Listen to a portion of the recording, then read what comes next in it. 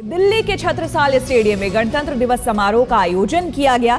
दिल्ली के मुख्यमंत्री अरविंद केजरीवाल ने झंडोत्तोलन किया और सलामी ली। उसके बाद उन्होंने भाषण दिया। भाषण में सीधे तौर पर हमला बोला है दिल्ली पुलिस पर। उन्होंने कहा कि हमारा धरना देना किसी भी तरह से गलत नहीं था, बल्कि अगर कुछ गलत था तो वो था धारा 144 लगाना।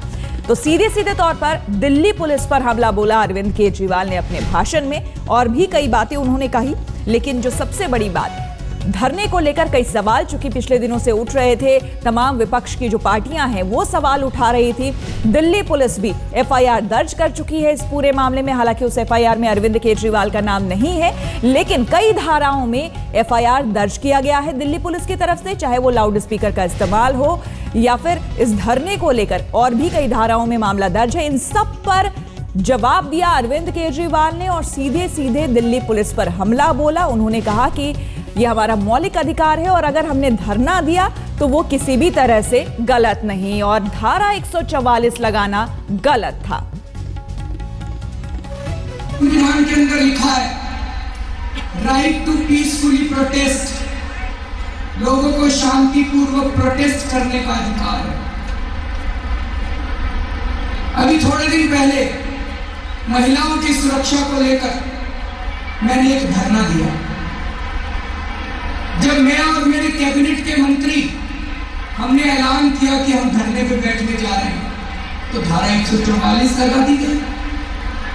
मैं मन में सोच रहा था कि दिल्ली का मुख्यमंत्री दिल्ली की सुरक्षा के लिए खतरा बन गया, दिल्ली की कैबिनेट दिल्ली की सुरक्षा के लिए खतरा बन गई।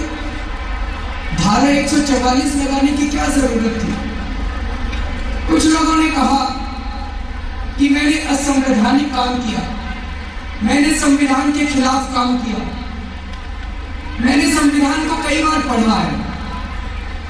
मैंने सोचा शायद कोई भूल हो गई हो। मैंने दोबारा संविधान को पढ़ा।